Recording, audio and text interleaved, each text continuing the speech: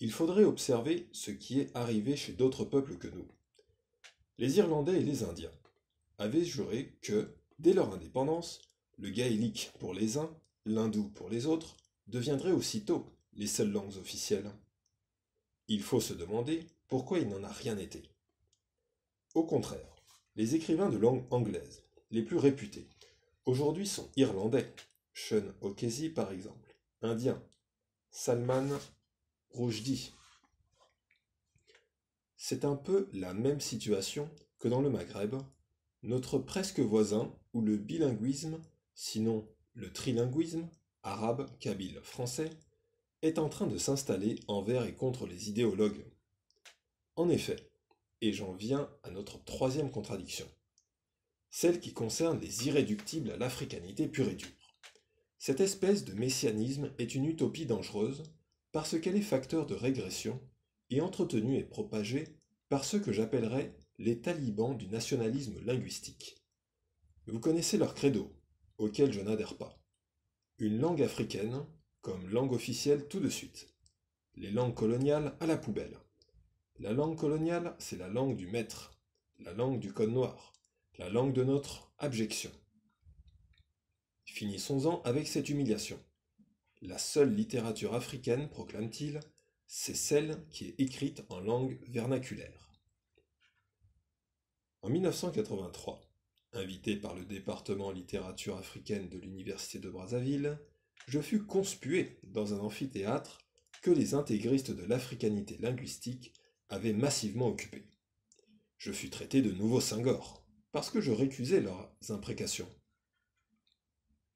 Dès l'abord, leur revendication d'instaurer immédiatement les langues nationales comme langues officielles et d'enseignement à la place des langues coloniales se révèle irréaliste. Comme le montrerait un débat national sur ce thème, comme l'établissent toutes les tentatives faites en Afrique dans ce sens. Mais c'est là un rêve qui rencontre un écho étonnant chez les intellectuels, les plus jeunes surtout, les étudiants.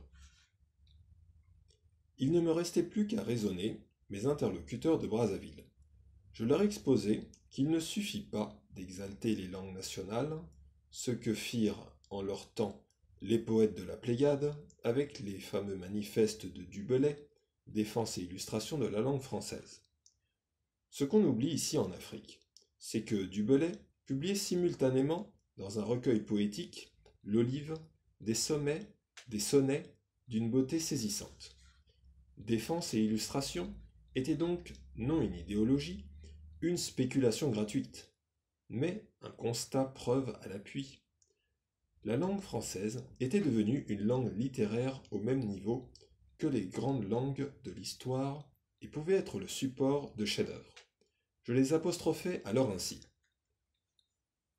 Mais vous, c'est très joli d'exalter les langues nationales, mais où sont vos œuvres? Réponse: attendez, ça va venir. J'attends toujours. J'ai peur de devoir attendre longtemps. À quoi bon tirer une conclusion? Je crois que tout le monde a compris. Je n'ai aucun complexe en tant que serviteur de la langue française, langue du maître sans doute, mais pas seulement. C'est quand même Robespierre qui un jour à la Convention révolutionnaire déclara à propos des esclaves noirs de Saint-Domingue, en révolte. Périssent les colonies plutôt qu'un principe. Le principe, c'était, et c'est toujours, la dignité de l'être humain. Utile la peau noire. Bien sûr, les politiques, et c'est leur métier, usent et useront de toutes les ruses pour récupérer le prestige de cette langue et le mettre au service de leurs combines. Ils ont créé la francophonie, alibi de leur crapulerie africaine.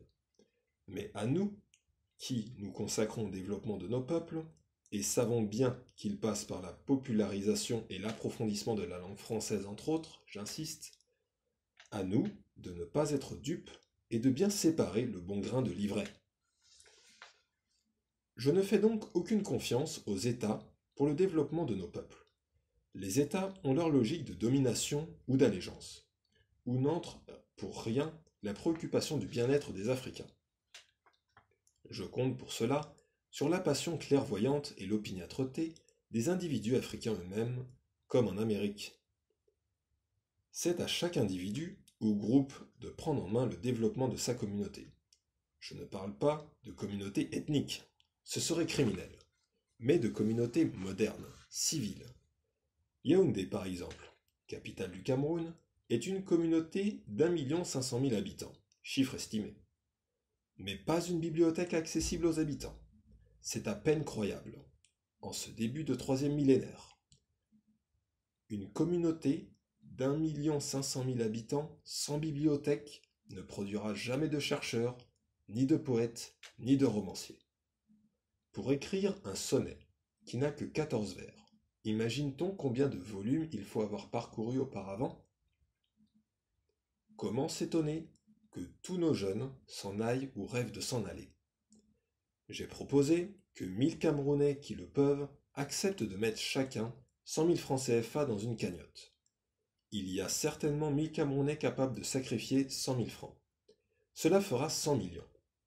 Avec 100 millions, nous pourrions solliciter toutes sortes de concours auprès d'institutions ou de mécènes qui du coup nous prendront au sérieux. Oui, je sais, l'État camerounais pourrait sortir lui, du jour au lendemain, 100 millions de francs pour une bibliothèque, mais il ne l'a jamais fait. Je vous remercie.